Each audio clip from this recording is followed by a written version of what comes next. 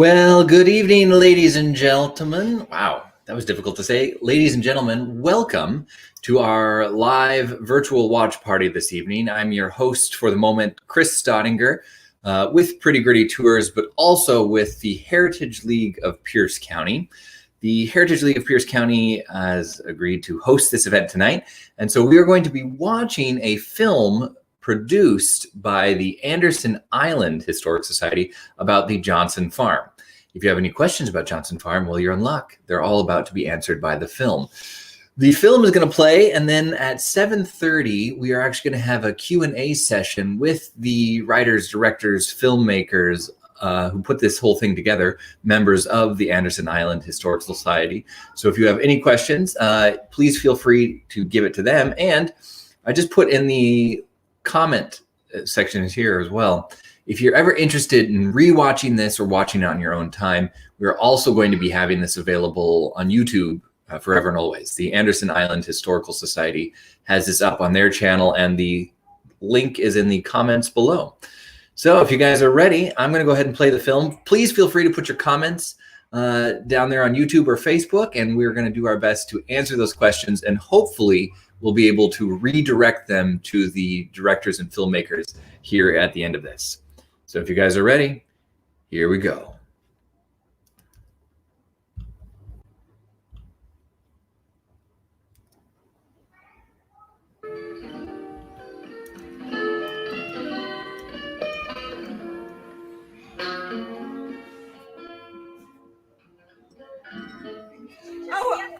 This is at the Garden Market here on Anderson Island. It's absolutely fabulous. All these flowers. I got lettuce in here. I'm so excited. I want to get home and put them in a vase. Okay.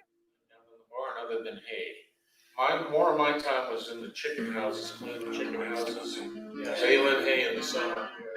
Yeah. I haven't had one of these in my hand in 65 years, but this is how we started the job right here. Feels pretty good.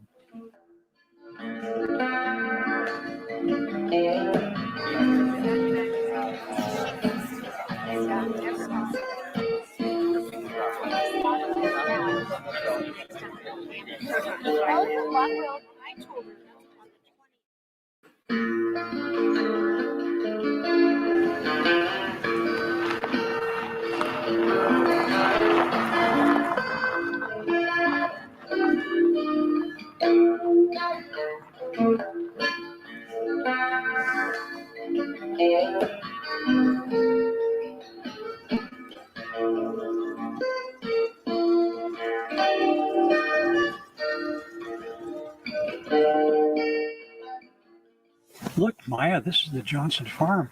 I used to work here when I was in high school. How old are you? I was 17 years old when I worked here. What kind of work did you do here? We did all kinds of farm stuff. We collected eggs, and we milked cows, and we cut hay. And What was your job?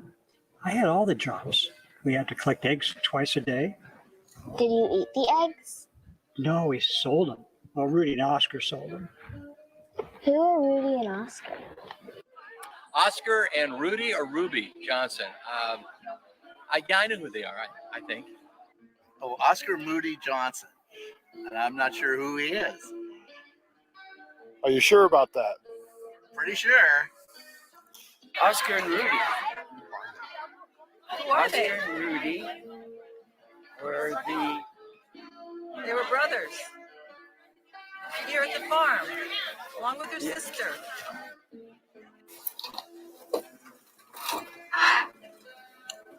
Howdy. Oh, Welcome to Johnson Farm. thank you. It's good to be back. You back? Yes, I used to work here when I was a kid. Really? Yes. Did you work for Rudy and I Oscar? worked for Rudy and Oscar. Who are Rudy and Oscar? They were the two gentlemen that owned the farm. They were our bosses. Their parents were Swedish Finns who came here and started this farm in the 1890s. What are Swedish Finns? That's really a good question. You know, Swedish Finns were people from Finland who were Swedish, if that makes any sense. But I know somebody who can explain that real good. Should we talk to him about it? Talk to him. Yeah, let's do that.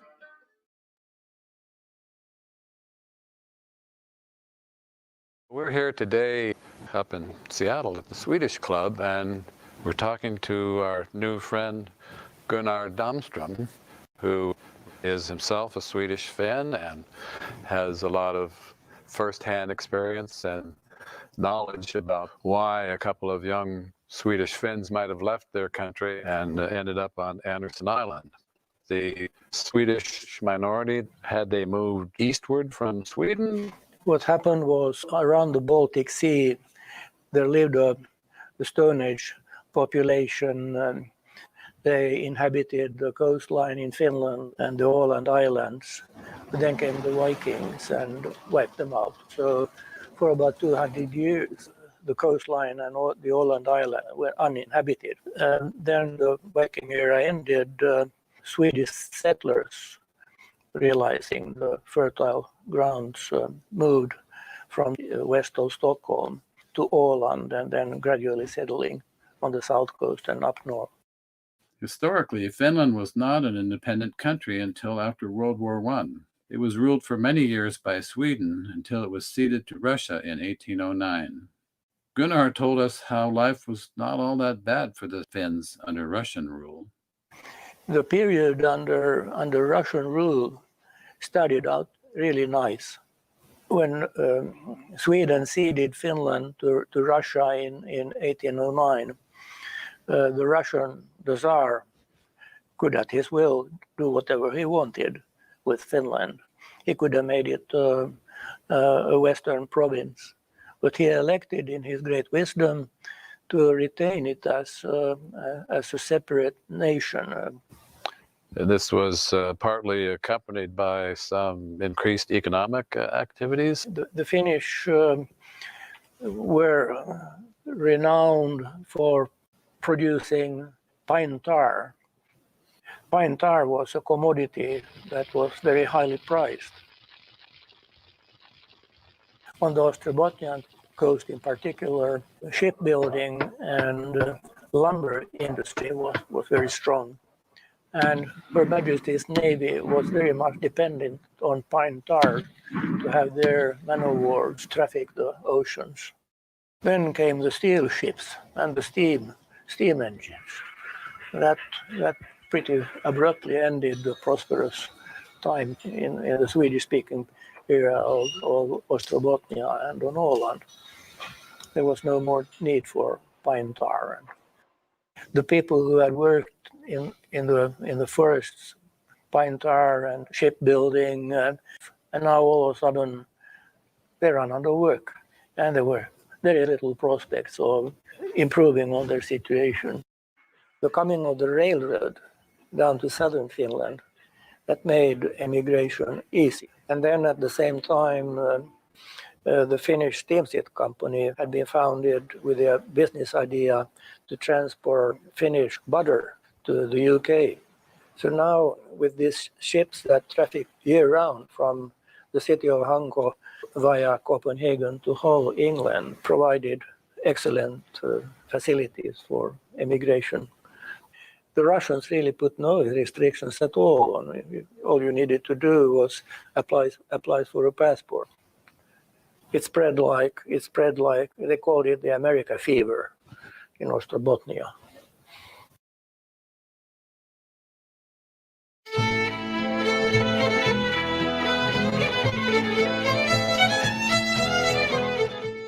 One of those who caught the America fever was a young man named Johan Jonasson.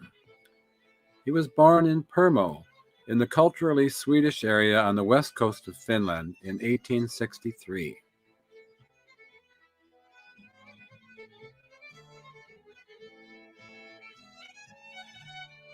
He was the fourth of 11 children of Jonas Andersson Sisbacka and Maja Lisa Matsdotter. With no prospect of inheriting the family farm, he left home in 1883 at age 20. He traveled by steamship to Hull in England,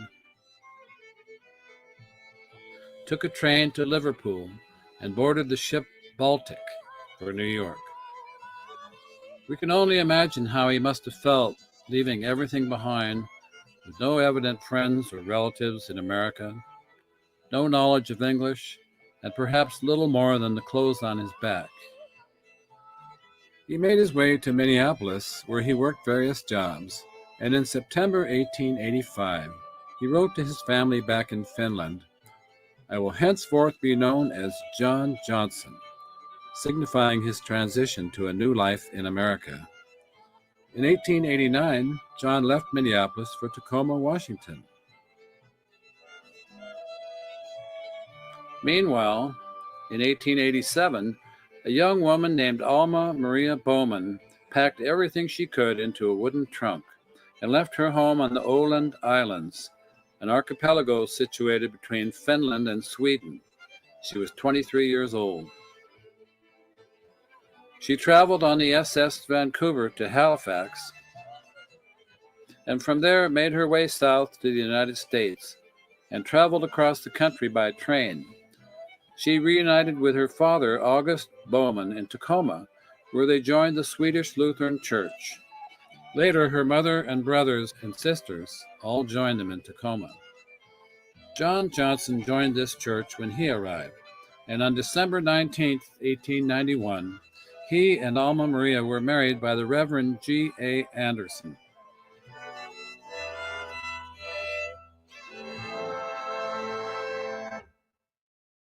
John and Alma Maria made their home in Tacoma for a few years.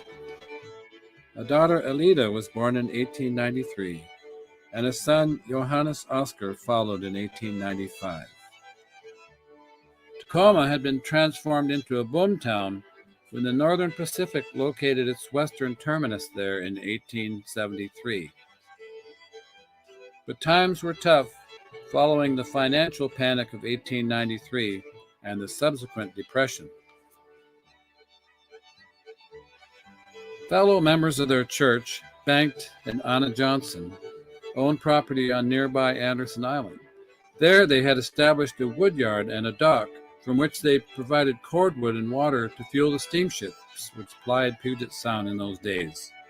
Bengt and Anna offered the Johnsons 40 acres of forest land on credit so they could start farming. John and Alma Maria would pay for the land by clearing it and providing Bengt and Anna with cordwood to sell to the steamers. This deal was concluded in 1896, and around New Year's Day, 1897, John and Alma Maria moved their young family into a 2-room cabin they had built on their new property.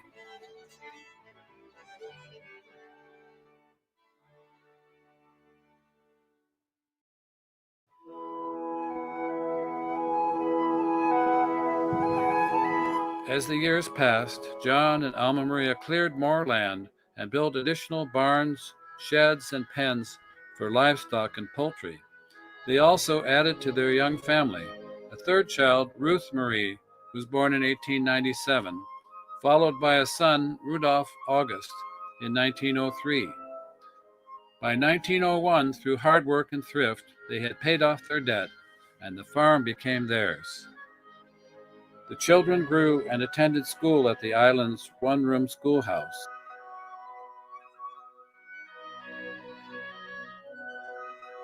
A new building was dedicated in 1905.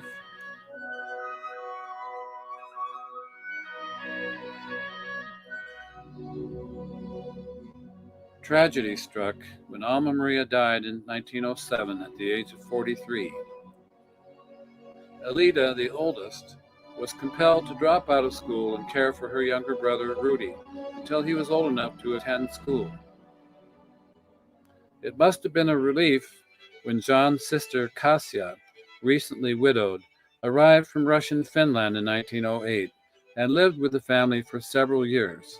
Their sister, Hannah, who arrived at the same time, married Carl Peterson, the son of Nels Magnus and Hanna Peterson, who had settled on East Oro Bay. As the Johnson children grew, they were more and more able to help with the farm chores, and the farm prospered.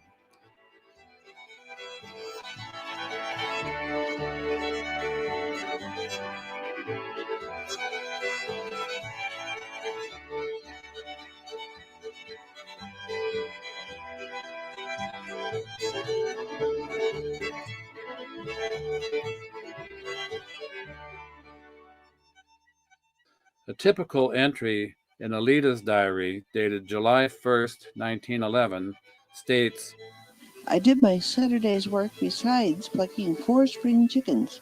We're going to have 8 on the 4th of July. a substantial new house was built in 1912 to accommodate the growing family.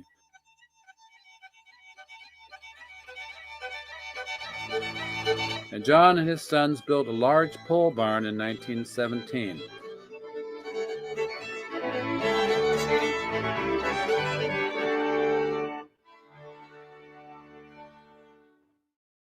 Besides chickens and cows, the farm was home to pigs and horses, which did much of the hard work of plowing and hauling timber, hay, and produce. Through all this, John Johnson somehow found time to be active in the community.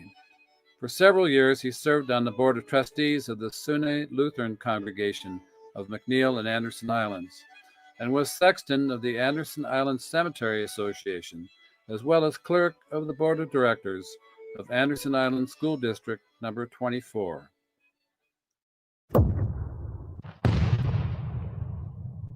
Overland, spin the word, overland, that the Yanks are coming. 1918 brought major changes to the Johnson family, as it had to millions of families all over the world. Early in 1918, Oscar was drafted into the United States Army and was assigned to the 362nd Infantry Division for training at the newly constructed Camp Lewis on the outskirts of Tacoma. In May, Oscar and his company boarded a troop ship and set sail for France. His division saw action in some of the heaviest fighting of the war in the Battle of the Argonne Forest. On October 9th, a scant month short of the end of the war, Oscar received a gunshot wound in the right shoulder and was hospitalized. He returned to the United States in a hospital ship in the spring of 1919 and was admitted to the base hospital at Camp Lewis on April 4th. After a lengthy convalescence, he was discharged in the summer of 1919. We're coming over, and we won't come back till it's over there.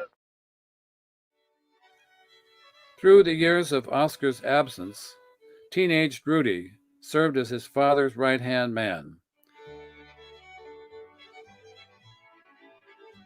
Meanwhile, Alita entered nursing school in Tacoma, graduating in 1922, while Ruth, who was working in Tacoma, met and married a Navy man, Alexander Lang, in 1926.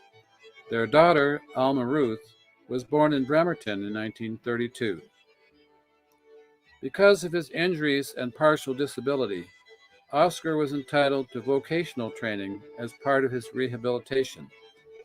He took advantage of this by enrolling in the winter short course in agriculture at Washington State College in Pullman.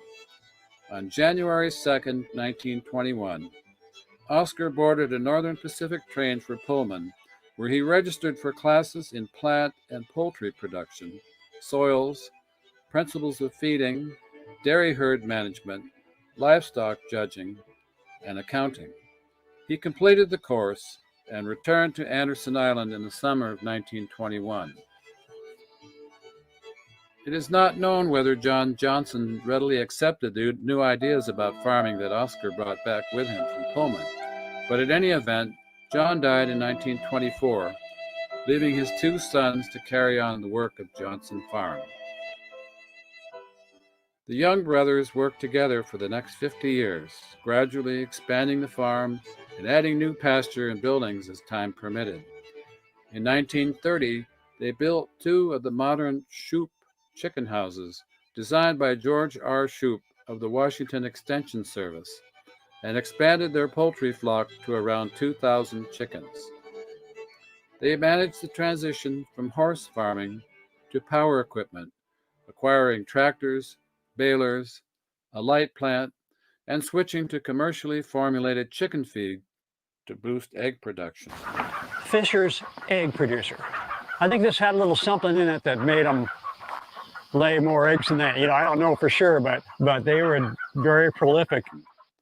Through the years, they assumed the role of providing the community with fresh milk and eggs, selling both at prices far below what the market would have borne on the mainland. They kept the checked eggs off to the side for the islanders so they could come by if they wanted them and they could get a lesser costing egg. I don't think I ever saw anybody ever give him any money. Never paid for anything at the time that you bought it, either here or at the stores on the island. They have a book that they would have your name on the outside of it, and they keep your track of your accounts in that. And it was pretty hard to get anybody to send a bill. The Johnson brothers were well known and respected on the island. They took part in community activities and, like their father, served on the cemetery board. Oscar was clerk of the school district and president of the Anderson Island Community Club, which provided the island with a library and managed the telephone system. On Sundays, one or the other of the brothers would often teach Sunday school or read the lesson during church services at the old schoolhouse. First time I ever met Rudy wasn't at the farm, it was at the Wide Awake Hollow. We'd go to have church services down there. Right. His job was to read a scripture every week. He'd be sitting in the back row, when farmers sit down, they usually fall asleep. He'd be back there sleeping, and they would kind of nudge him, time to get up there, Rudy, and he'd get up there. Then he would open his Bible, read the scripture, wouldn't say another word, go back and sit down. And so Rudy was a man of faith. Meanwhile, they toiled long hours to improve their farm. Electricity finally came to the farm in 1961. In the mid-1960s, they sold a portion of their woodlands to the newly established Riviera development. The sale included provisions that the Johnsons would receive Riviera water from one of their deep wells. No more pumping water from the creek using an old-fashioned ram pump. In later years, the brothers hired teenaged island boys to take on some of the heavy chores associated with haying and maintaining the flocks of chickens. They hired all the young people around the island, worked at one time or another for the Johnson boys, and they were very, very good to their health. In the years before child labor laws and minimum wages, boys as young as 12 toiled long hours during the summer for 40 to 60 cents an hour. In the 1950s and 60s, dozens of these young men helped keep the farm running, and now, as senior citizens, they provide us with a window into the daily operations of Johnson Farm. Did you like working here? Oh my, it was so much fun. We worked really hard, but we had a great time. Did other people work here besides you? Yes, it was me and my two friends, Bob Gordon and Bud Brown.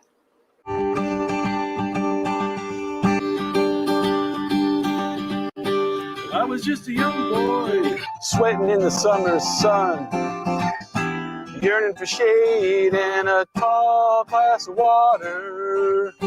Rudy was a good man, he taught me how to swing a split maul.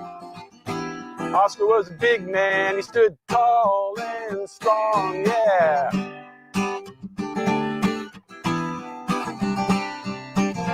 Woke up, breaking in the day, putting on my boots, getting on my way. I'm working on a farm, overalls and a wide brim hat, chewing snuff, not much to say. Here comes Rudy Johnson, I'm working on a homestead. Well, I'm thinking I'm at kind of the age that Rudy was when I worked here. Oh, yeah. So many years ago. It's good seeing all these guys. I haven't seen some of them for 40 years, at least. I'm working on a farm. I started working at the farm in 1959. I was 11 years old, and it was at 50 cents an hour. Oh, I started a couple of years ahead of you, and I got 50 cents an hour. Or 10 years later, I got 50 cents an hour. Yeah, it was so great working up here, and they paid me $85. Really? When you were older, probably better. I was only probably 13 or 14. I worked here all summer, and they gave me one paycheck. Yeah. So I divided it all by the hours I had. It was like 50 cents an hour. So at 69, I started at 65 cents an hour. I got $50 a week plus room and board. Is there any way you could describe a typical day working in the summer? Okay, in the summertime, it was up about 5 o'clock.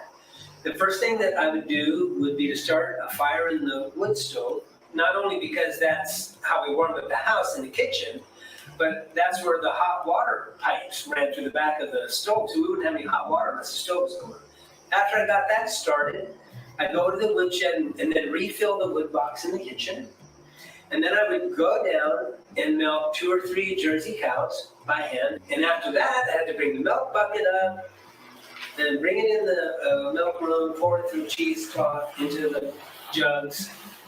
And then I could have a cup of coffee, and by then it was getting close to 6 o'clock. I had 3 chores: Yeah. splitting wood, getting eggs, doing hay, cleaning eggs. That's basically that was our job. No, we gathered eggs 4 times a day. Okay. And we feed them in the morning and the afternoon.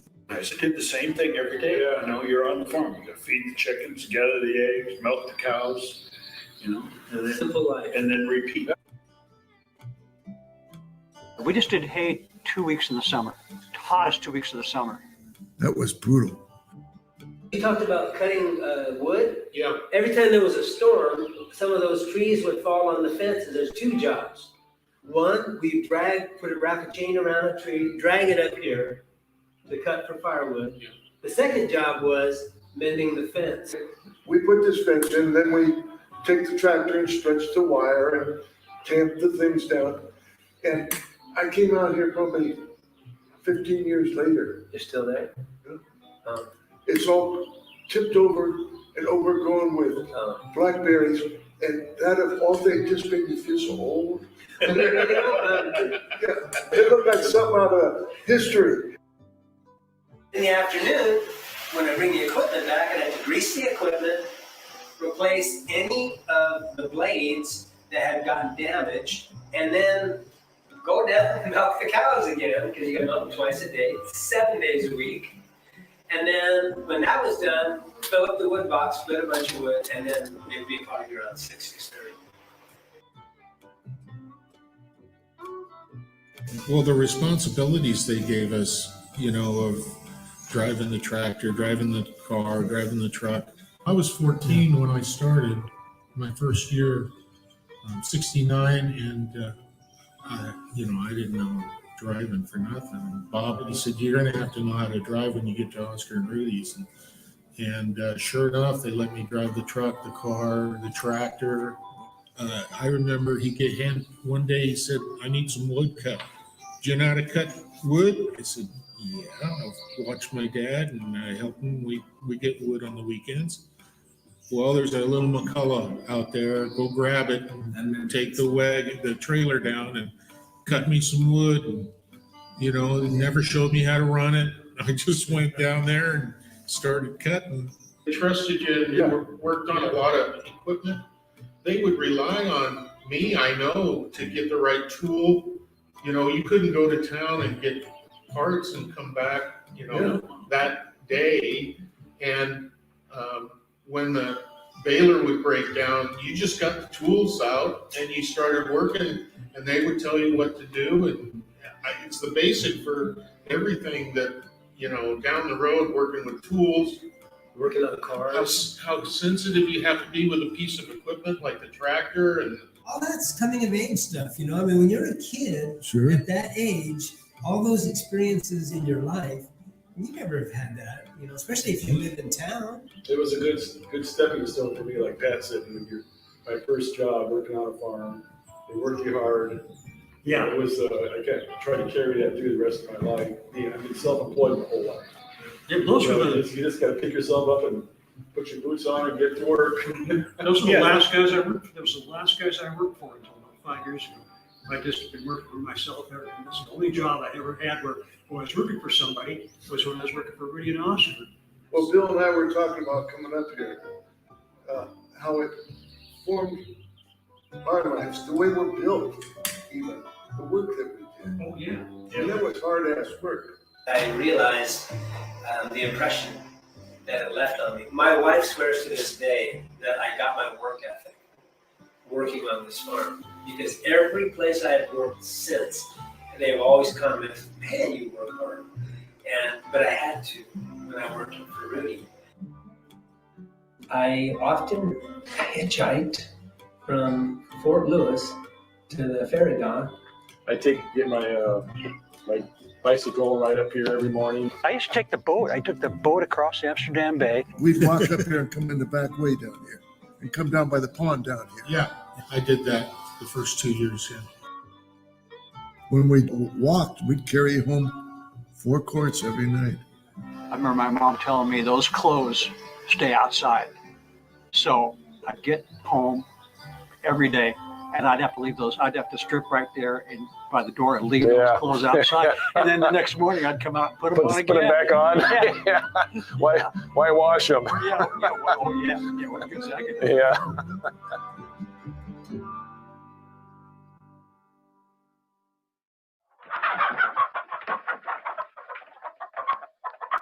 The heart of this thriving chicken farm operation was right here with the chicken coop.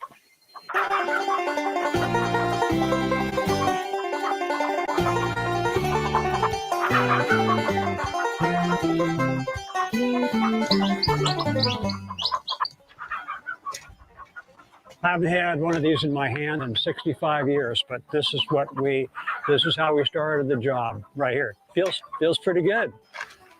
We would grab these and we'd head on in and fill them with eggs. And the hens were not happy about that. I've still got the scars from getting pecked, just part of the job. But we'd go through here, we'd fill these baskets with eggs, and then we'd head on down to the egg room, and that's where you started the process of sanding them and counting them, make sure they weren't fertile. Then we did it twice a day. We'd come up here in the morning and get them. We'd come back in the afternoon before we went home and did it again.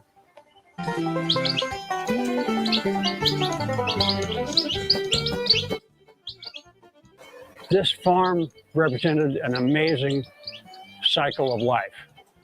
The chicks came to us in the mail in cardboard boxes. We would then take them to the incubator room, which we had prepared with fresh straw, and there was a heater in there, wood-burning stove from what I remember. That's where they grew up until they got big enough to be placed in here.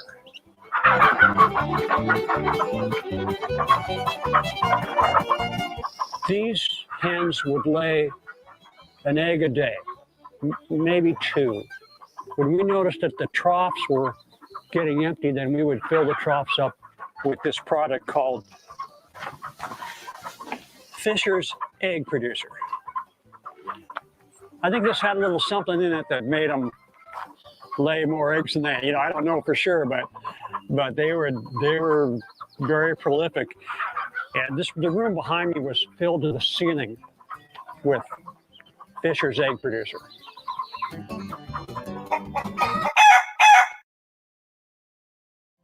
I'm thinking that the chickens just lived for a couple years. I think when I first started working here, the house had been prepped, which meant shoveled out. That was one of our jobs too, was to shovel it out. It was about 2 years later that they had passed their egg producing years. And so they'd call the man from Swanson and he would come by, and I remember loading them onto the Swanson guys' cages. These chickens, their useful life was not over because they would end up in your chicken pot pies. Too old to lay eggs, but they tasted great in those Swanson TV dinners. Remember, the worst thing you could see when you came out there in the morning was the Peterson pie man there. So that means he's coming to buy a house of chickens, and that means we're going to clean it. And we had those long wires that we catch the chickens with their feet. No, the chickens are kind of hard to catch. Yes. And so this would have a longer pole on it, and then you would hook it around the chicken's leg and pass them to this guy. And he'd feel for water. If they had water, he'd grab their head, break their necks, and just flip them over his shoulder.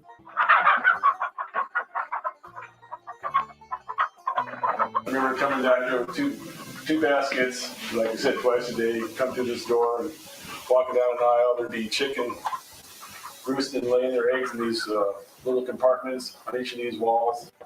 Remember the nice greeting they'd give us when we'd walk in the door in the morning? Yeah. Oh my gosh. It was not like having a family pet, was it? No. It was more like the enemy. Yeah. No, Time to go to battle. they weren't happy to see us. We weren't happy to see them. I remember once we got our baskets full of eggs, and if we were still alive, then we'd walk out and we'd just take them down to the egg room, take them in there, try not to drop them.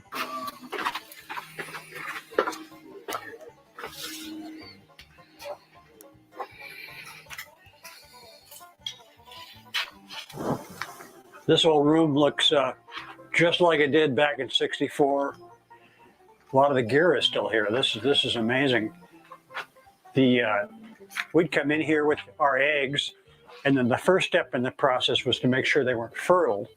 So you had to do what they called candling, and the reason they called it that was because there used to be, a hole in the top of the paint can, and then there'd be an actual candle in it. But when I got here, there was a light bulb in it. We would take each egg, we'd sit around here, kind of a semicircle, and this would be in front of us like a campfire, and we'd put each egg over it, and then you could tell if there were spots in there.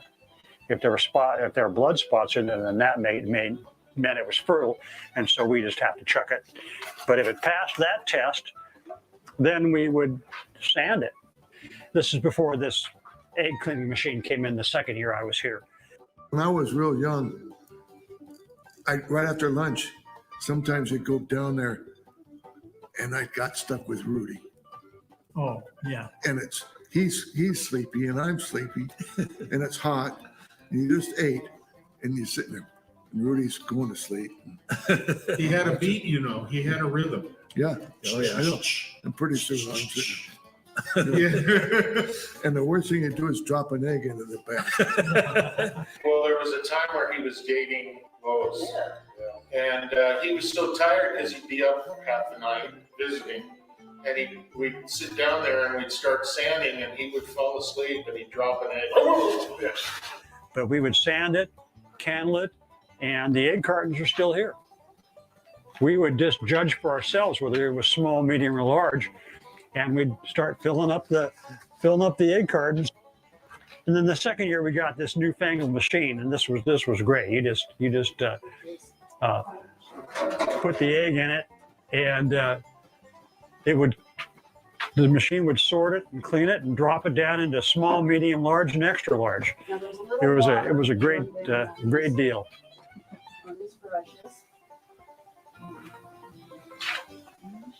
You would load up that ramp with eggs, and then one would go in and one would go in, and as they're rolling down and they're clean now, you would set them into each box. What did the machine do? Wash them? It washed them and weighed them by size, and they would load up then all the town eggs, and they'd take them to town on Wednesday. I remember Wednesdays.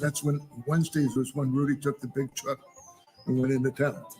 Remember? With the eggs. With the eggs. Yeah. And we'd goof off that day, kind of. Yeah, he was going to Grondels, wasn't he, with those eggs? Yeah. It was going full blast when I was here. I mean, they were taking those eggs in as soon as we packed them up.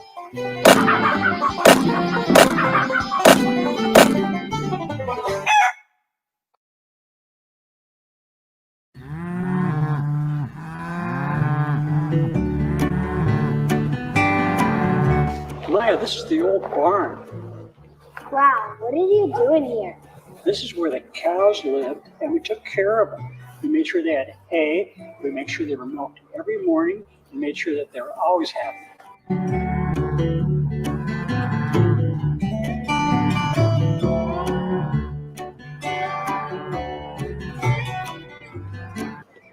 It's just great being up here. Yeah. First we got to say that's cheers for Oscar, Rudy, and Alita. Seeing these old milk bottles, they used to give us one every day. Yeah, every day for lunch. Every day for lunch. They give it to you. There'd be that much cream on it.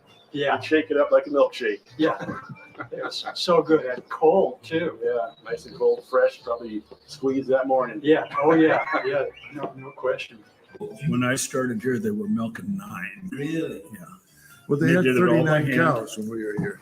I mean, the most that I ever milked was he'd have 3. In the summertime, it was up about 5 o'clock. And I would go down and milk 2 or 3 Jersey cows by hand, and depending on how easily they let their milk down, that could end up being 20 to 45 minutes. And after that, I had to bring the milk bucket up, then bring it in the milk room, pour it through cheesecloth into the jugs. And then after school, if I was either tennis or wrestling or something, I had to get back here in time to milk the cows again. Yeah, it's 5 o'clock. And then Sunday too. Oh yeah, every day. But they didn't produce much milk. You never got more than 3/4 of a bucket even with 3 cows. We get a quart of milk for lunch every day. Yeah. Yeah, but a quart of milk back then was, or a gallon of milk was going for 50 cents. Living out on outer Amsterdam, we had a water company, we'd have a picnic. Oh, yeah. After a while, we invited Rudy and Oscar to the picnic. The day before the picnic, they'd bring out the old ice cream machine and they'd get the milk and the cream and the sugar and all that stuff. And we'd crank the ice. Nice. And we'd make ice cream for that picnic for them. Alita would take the cream off of one of the bottles, and I swear it was half cream. Oh, yeah. And you would let this down and let the cream run in there. And then you could pull it out, and then you did it over your coffee or your cereal going. She would take just the cream and then grate chocolate into it to make me hot chocolate. Wow. And I could only drink 1 cup. The cream was their main dairy product to town. They would take the cream to town and sell it. The milk was usually sold to people here on the island or fed to the animals. The second year I worked here, the summer, the county came out and told them they couldn't sell milk to the customers anymore. It could be cat and dog milk. And so the islanders would come up and buy cat milk. And then we'd go ahead, because it wasn't pasteurized. Oh. They didn't have a way to pasteurize their milk. It was so much better not pasteurized. Oh, no doubt about it. I used to take the bucket and pour it through the cheesecloth. Yeah. And that was it. Well, here's to the farm. Here's to the farm.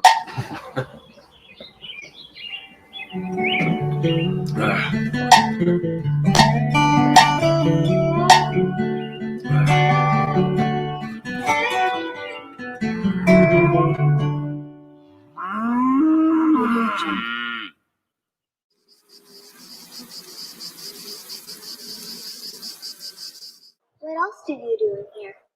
My job in here was to make sure that there was always hay for the cows. And so we would bring the hay in from the field and we'd hook it to a rope and it would go up in the air and across the top of the barn and we'd drop it at the other end and we just made a big pile of hay. Made sure there's enough hay for the whole winter.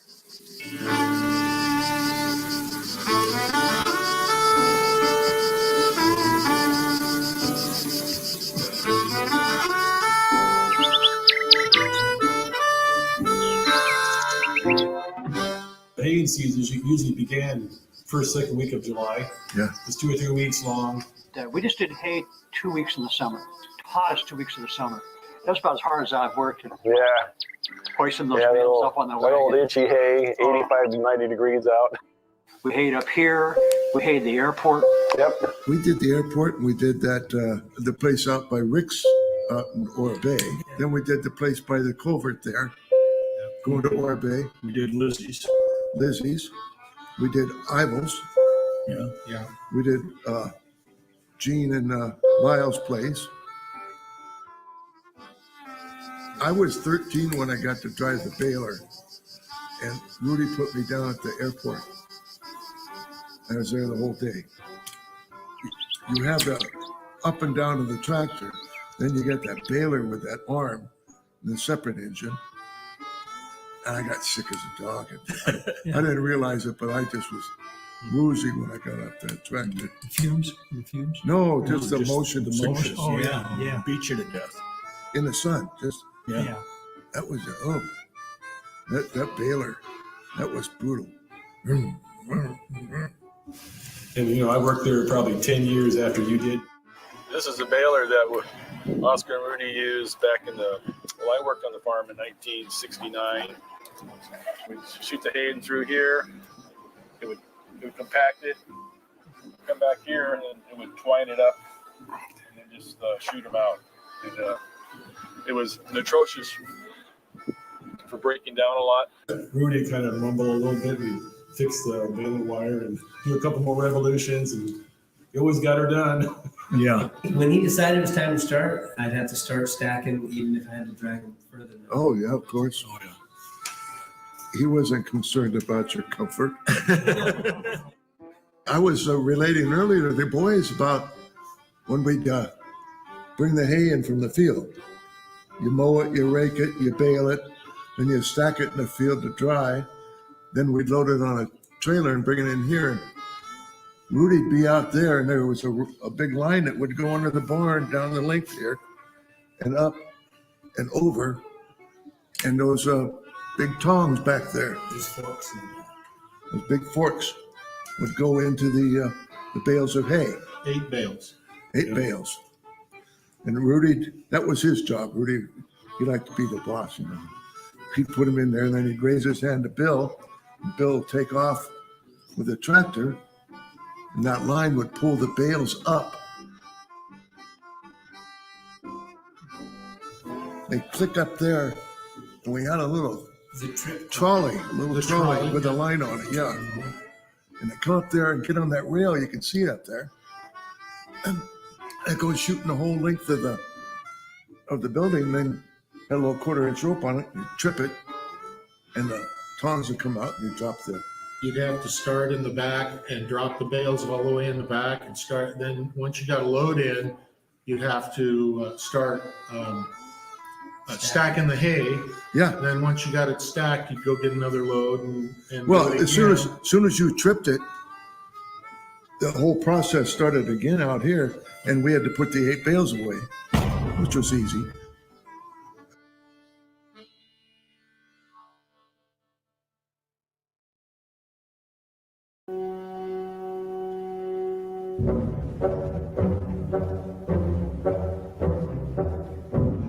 You think about Rudy's character, what kind of man he was, what stands out to you? How would you describe him? Well, he reminds me a lot of the generation of farmers like when my dad's in Minnesota. They were what a lot of people consider warm and fuzzy today. He was no nonsense. He's a very principled man. He didn't say too much, but he'd let you know if he wasn't real happy with your effort.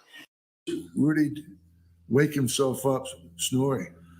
Yeah. And then Oscar would get mad at Rudy. They're both sleeping, but he blamed it on Rudy.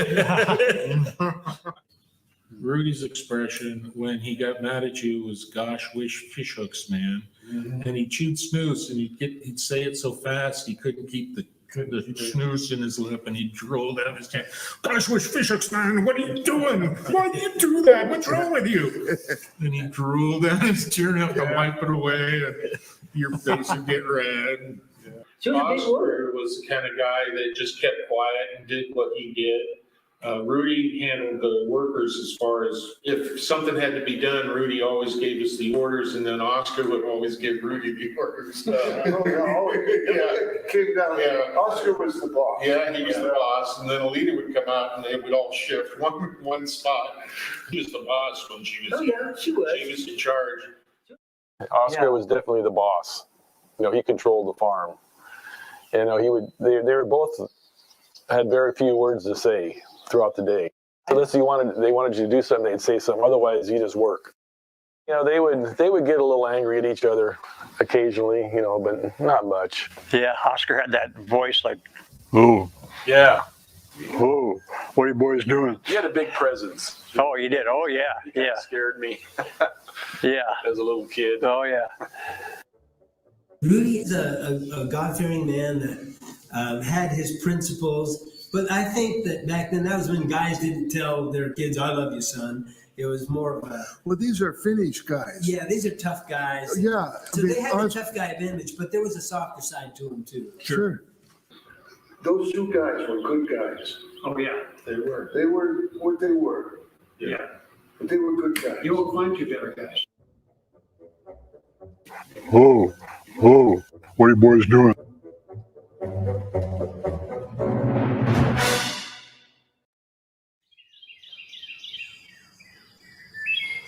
Where did the cows and chickens go? Well, there aren't any cows and chickens here anymore, Maya, because it's not a farm anymore. Now it's a museum. Why did it turn into a museum? Well, after Rudy and Oscar passed away, their niece, Alma Ruth, donated the farm to the people of Anderson Island. And they loved it so much that they turned it into a museum.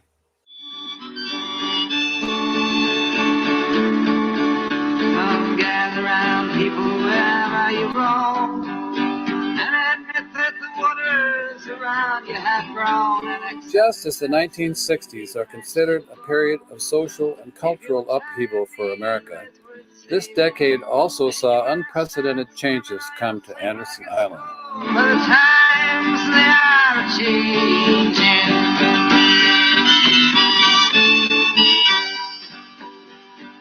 Among these were the bringing of electric power in 1961, followed by the introduction of modern telephones, and the closing of the Anderson Island School District. At the same time, with the coming of Riviera, 1/5 of the island was platted into residential parcels, and the number of lots suddenly swelled from around 100 to over 3,000.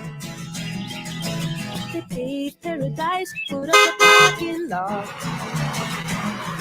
with a pink hotel, a boutique, and a swinging hot spot.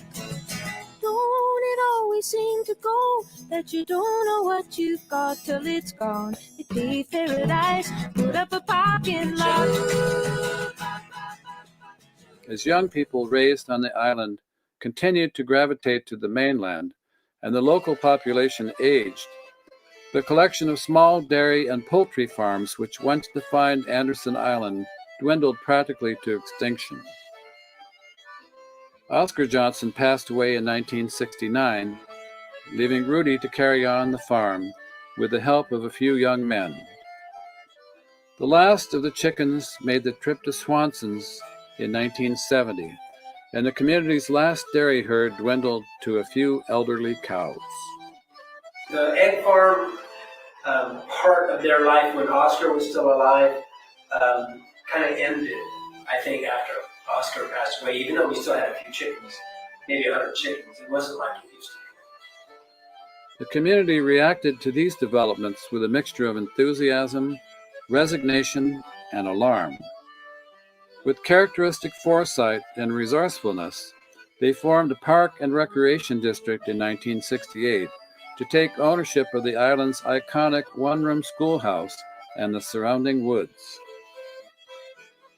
With their way of life confronting the reality of modernization, islanders began to think seriously about preserving their unique culture and history. Authors Bessie Kamen and Hazel Heckman produced books documenting island history and culture. There was talk of a museum. Among the first residents of the newly established Riviera was a retired Tacoma furrier named Lois Scholl. In addition to her incomparable skills as a seamstress and leather worker, Lois possessed a seemingly unlimited well of optimism and energy. You must remember this. A kiss is just a kiss. A sigh is just a sigh. Her friendship with Rudolph Johnson, steward of the last operating Pioneer Farm, gave birth to the idea of transforming Johnson Farm into a museum. Lois Scholl's was the best thing that ever happened to Rudy Johnson. Oh, yeah. Because when she would come out, I got invited over for dinners with them. I felt like a chaperone felt kind of funny. You probably were. Were they trying to kiss and stuff? I sure hope so. I mean, the man needed a kiss now and then, you think, maybe. But she would make a dinner, and she was so sweet and kind to both of us, and she doted on him, which he needed that, soften him up a little bit. As time goes by. Lois and her friend Ruth Henry, another transplant from Tacoma, prevailed upon Rudy to allow them to convert his last functioning chicken house into the Chicken Co-op, an outlet for antiques and crafts, in 1973. Insiders report that Rudolph, who had no direct heirs, used to chuckle at the notion of his farm becoming a museum.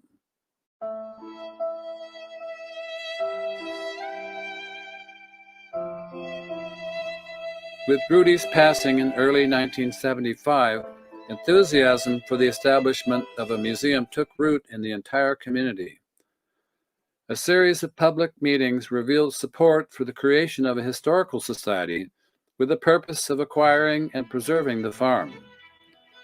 Lois's nephew, Tacoma attorney John Van Buskirk, drew up the Articles of Incorporation, and the Anderson Island Historical Society came into existence in July 1975. Rudy and Oscar's only surviving heir to Johnson Farm was their sister Ruth's daughter, Alma Ruth Lang, who lived in Tacoma with her father, Alexander Lang.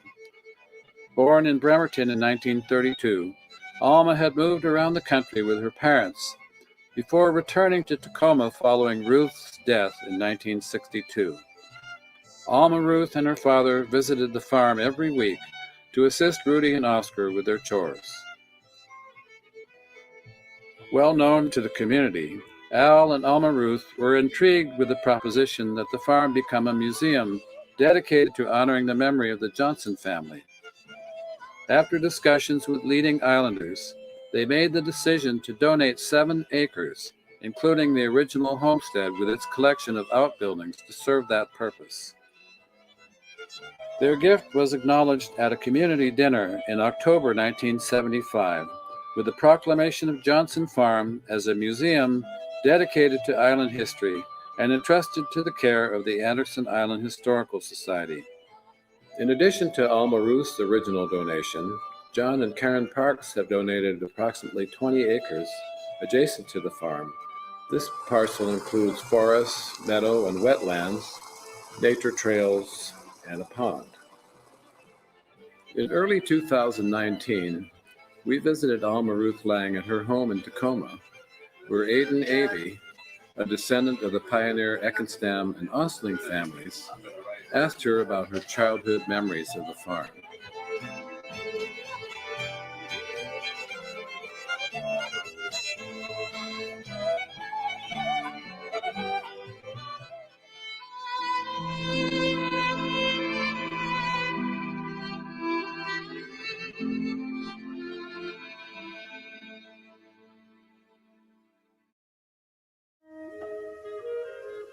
The transition from a barely functioning poultry and dairy farm to a thriving museum and cultural center has taken many twists and turns over the intervening years. The one constant has been the continual refreshing of the volunteer workforce with newly retired islanders, armed with the skills and energy to preserve the farm and nurture certain traditions which have evolved during this time.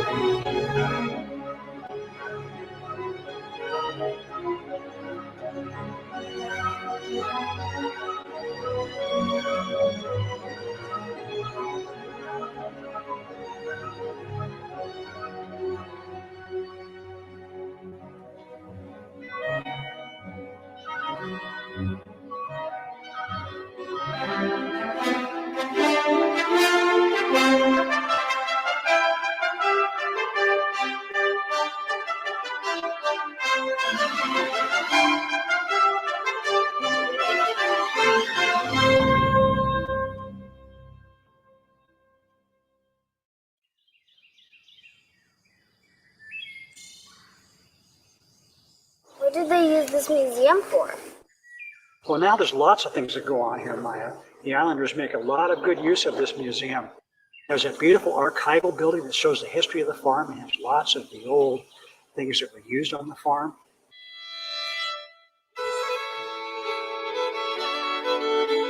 From the early years of Johnson Farm as a museum, there was talk that someday new structures would be needed. Looking at the 14 old wooden buildings, it was evident that someday it would be important to have new facilities to store and exhibit the collection. At the Society's 25th anniversary meeting in the year 2000, Betty May proposed that the Society build an archival library. This initiative soon became embedded in a decision to form a Vision 2025 committee. This committee continued to meet between 2000 and 2007, and the committee secured a resolution of the AIHS board in March 2007, authorizing the committee to secure funding and begin developing plans for an archival library. Betty May Anderson and Rick Anderson formed a committee to start the planning on that building. And so Betty May called my wife Lucy and I one day and said, would you be willing to be on the committee? And I said, sure, sounds like fun to me. So we joined the committee. Under the chairmanship of Ed Stevenson, the committee worked with several architects and considered many different types of structures. By 2013, the conceptual design of the building was established. 2 chicken coops joined by a central hall. The next 2 years were spent developing plans and working with Pierce County Planning and Land Services to secure the necessary permits. Of special significance was the donation of the required energy study, proving that the building met the new Washington State Energy Code by Dwayne Llewellyn, a descendant of island pioneer Nels M. Pedersen. Permits were secured in the spring of 2015, leading to a groundbreaking ceremony on May 9th. Hey, ladies and gentlemen, and all of our special guests, we are really, really happy to see you here today because this is really a historical day on the island. And now that we're finally about there, we are sure happy to be able to kick this off. I have a kind of vision that I like to paint when talking about this building, and that is that the building will last for 300 years. And this is not a boast, but this is a goal. And I'm here to promise you that we'll do everything we can within our power to make this a reality.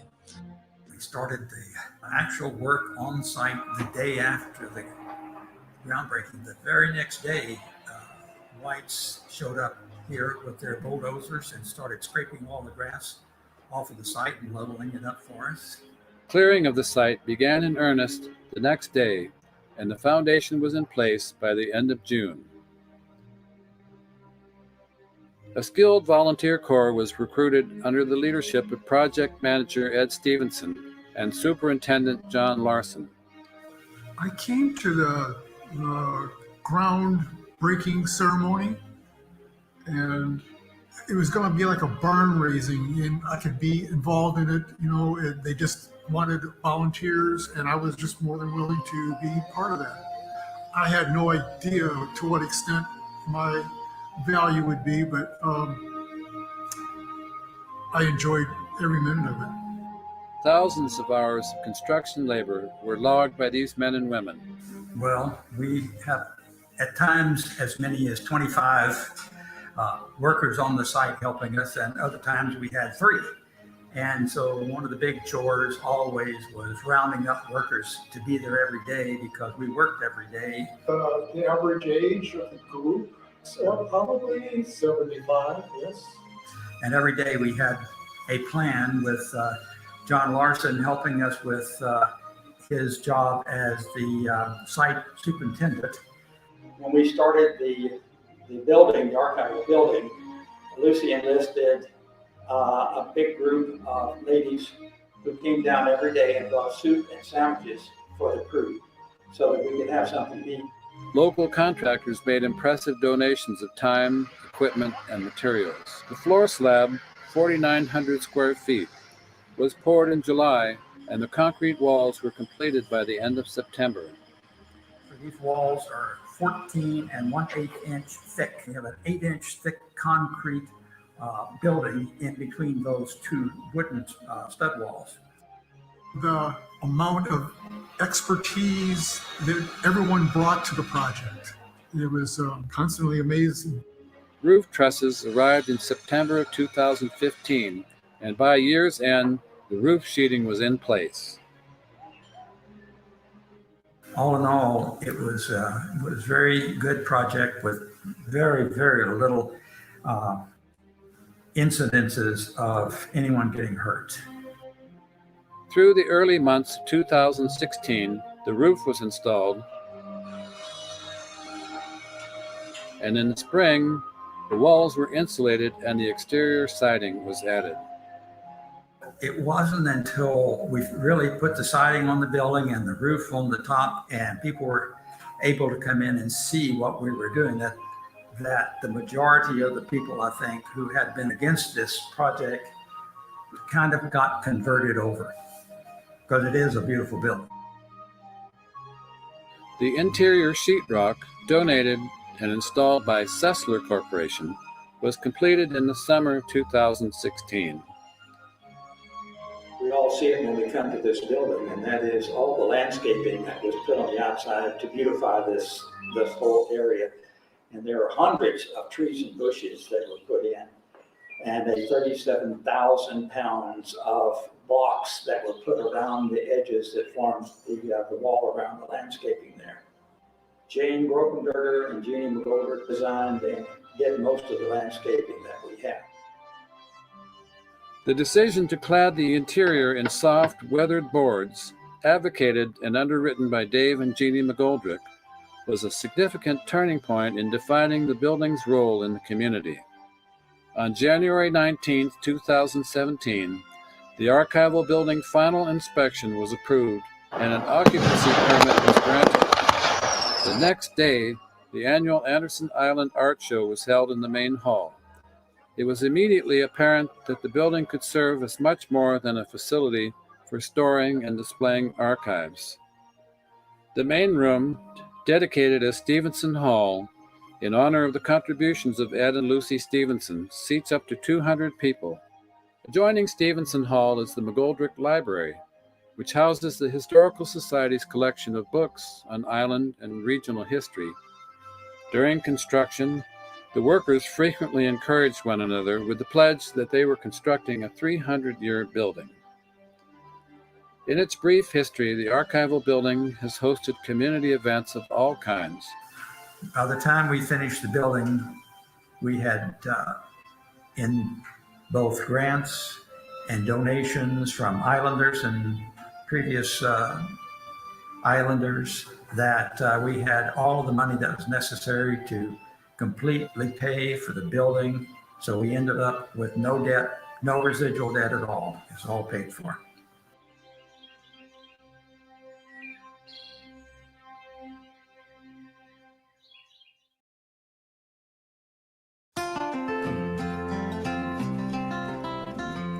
The Islanders make a lot of good use of this museum. Every year there's a salmon barbecue, and there's a farm day where the farm produce is sold, and there's a store where people buy things that are made by Islanders. And there's volunteers that have to take care of the grounds and mow the grass. There's a lot that goes on here. There are many annual events that have become traditions at the farm. The Island Art Show, a judged exhibition sponsored by Island Arts, presents the work of local artists in a variety of media. In the early spring, the Anderson Island Community Club and Young Life organized an Easter egg hunt at the museum. Needless to say, the farm provides ample hiding places, and the kids have a blast.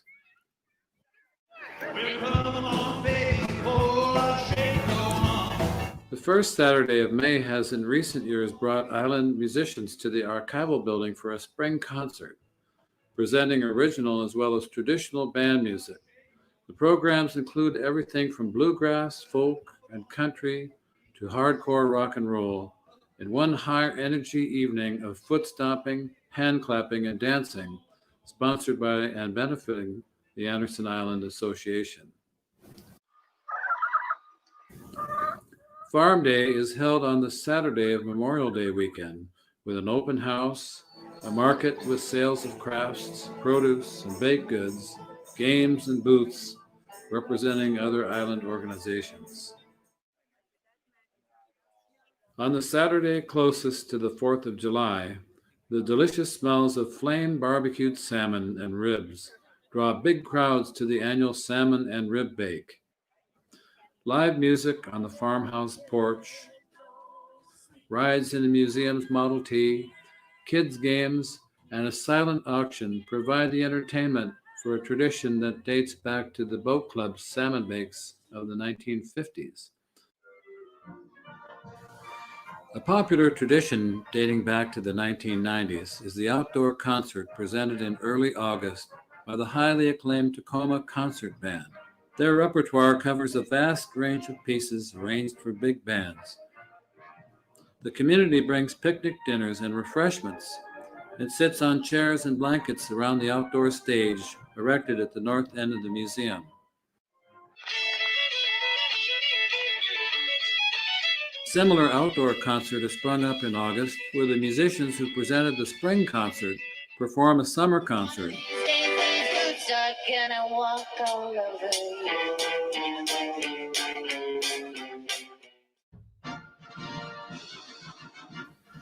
A tradition since 2018 is the Anderson Island Film Festival, held in Stevenson Hall in mid-September. Hi, hey, great seeing you. Welcome to the second annual Anderson Island Film Festival. The event brings a delightful smorgasbord of films, ranging from local to international, unfailingly entertaining. Since the founding of the Historical Society, a fall tradition has been the apple squeeze. In the 1980s, the Society commissioned local craftsman Chet Palmer to build an electric-powered mill capable of turning out hundreds of gallons of fresh cider in a few hours. We usually get about 1 gallon of juice for 20 pounds of apple. Islanders and visitors turn out to sample the hot spice cider, prepared according to Hazel Heckman's time-honored recipe, and take home a few jugs of fresh apple cider. The first Sunday in December has become the date of the holiday open house. The farmhouse is all decked out in holiday decorations.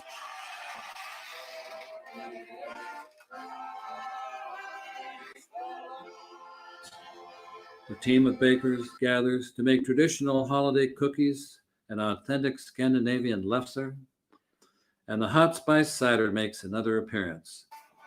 The gloom of the damp, dark northwest winters is momentarily driven off as folks gather around the old pump organ in the living room and belt out their seasonal favorites. And then the farm rests for a month or two until things pick up right where they left off. Potluck season. The fourth Saturday evening of each month is dedicated to a member potluck, followed by a program of general interest.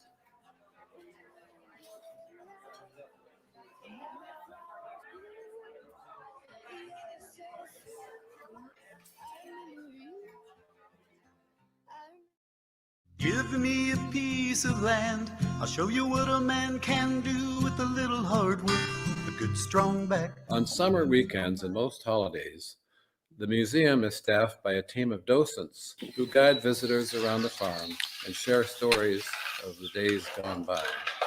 Yeah, the kids, they come through here and ask questions, how they do that, how they make butter and stuff. And just awesome to go back in time. Up the road a short distance is Coop 1, which houses a gift shop and a display area managed by volunteers under the leadership of Kathy Bailey. The store has been in operation over 25 years. A lot of it is consigned merchandise from island artists.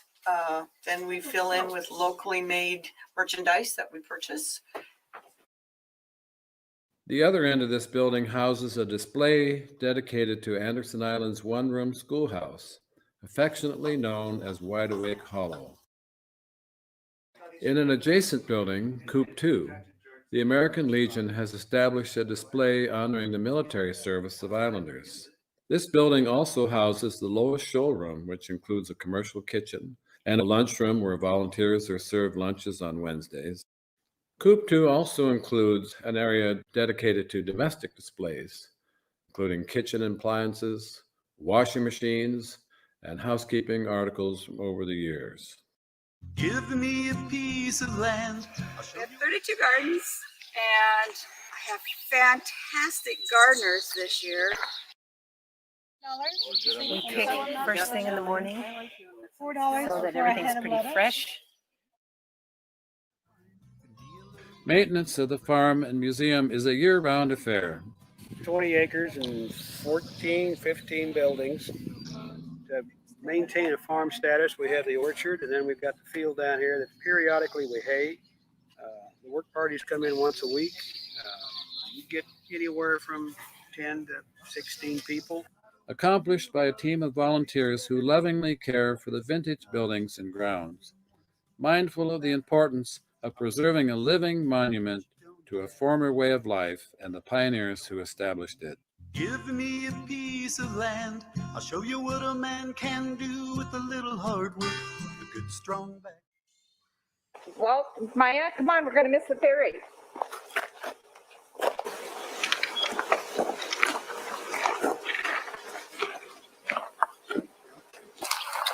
Well, I hope you enjoyed your visit here today. Oh, we had a great time. It was so great being back at this old farm. Very nice. Nice to meet you. You come back anytime you want, okay? Understand that? Good deal. Well, have a good day. Enjoy the ferry ride. Thanks, Rick. Bye.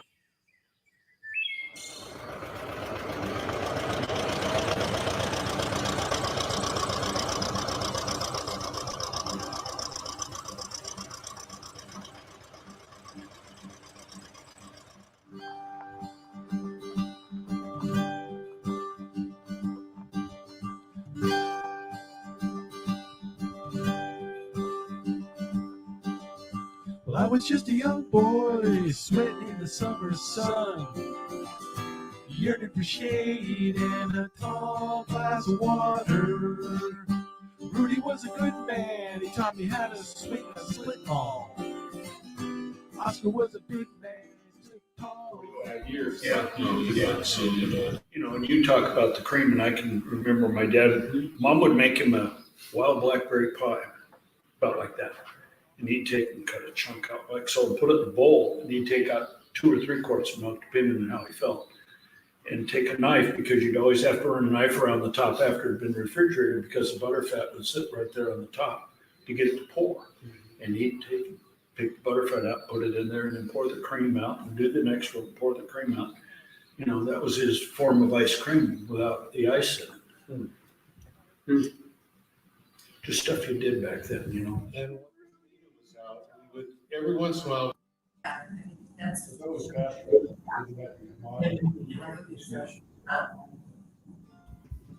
All right, ladies and gentlemen, gonna get our group assembled here. And I'm gonna kick over the festivities to our sort of ringleader tonight, Laurel Lemke with Heritage League of Pierce Hi, County and everybody. Grave I'm Concerns. so glad to be here. And, when they were talking about that getting together when it's windy and rainy, that's what's going on around with me tonight. How it is for the other people. But so I'm so pleased to be here tonight. The Anderson Island has been dear to me since I went with Dick Murray. Hi, Andreas. Hey. I went to the cider festival, the apple squeeze, and just loved it, and then got invited back. And I just love going to the farm for the salmon bake and things that happen. And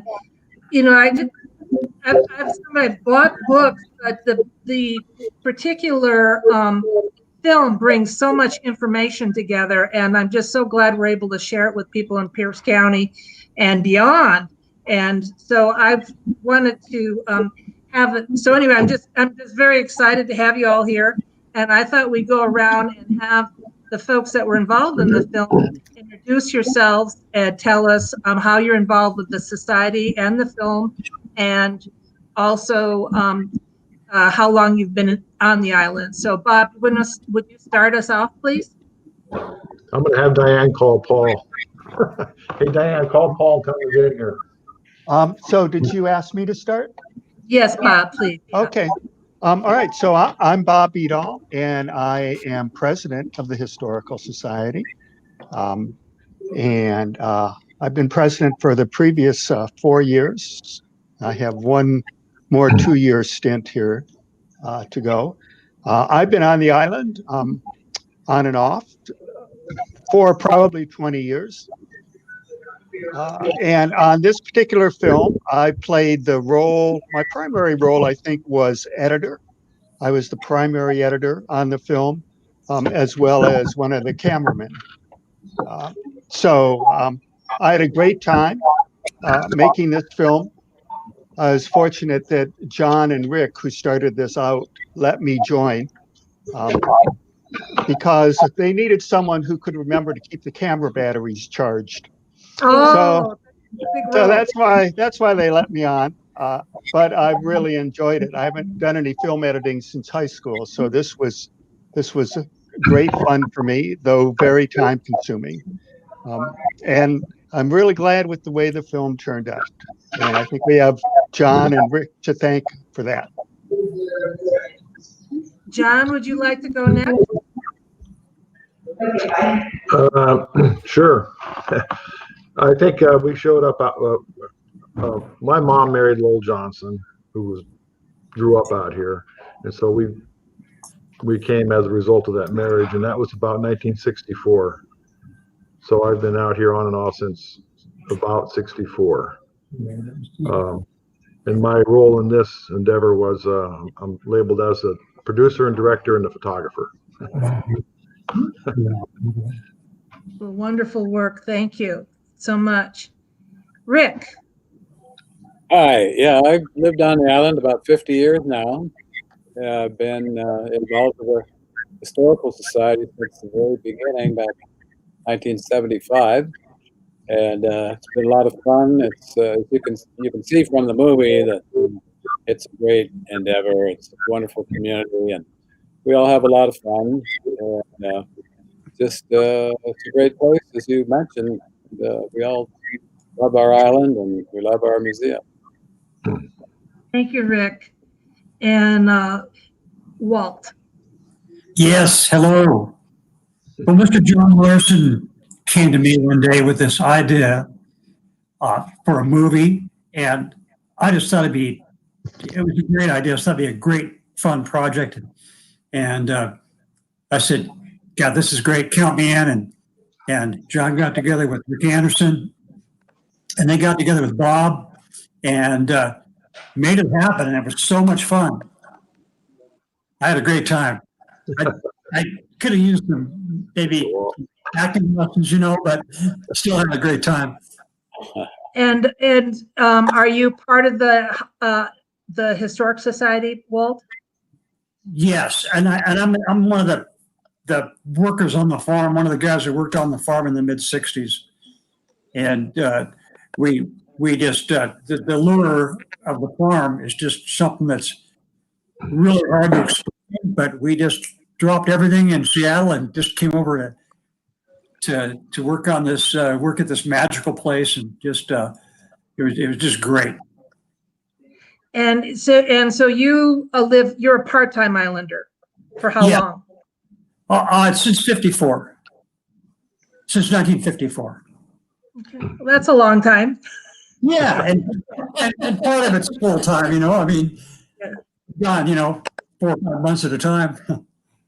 So welcome, Paul. We were just asking people to share what your role was in the film, and what your role is with the Historic Society, and how long you've been on the island. Let me see. We moved. My mom remarried actually a homesteader, an island homesteader, back in 1965, I believe it was. So, and I started working on the farm. It was either 68 or 69. It was, towards the latter part of Rudy's and Oscar and Rudy and Lita's farm. First time I worked there, all three of them were alive. And I worked there one summer with Dave Gordon. And I guess to describe what we did there, we pretty much collected eggs 2 times a day. We cleaned the eggs,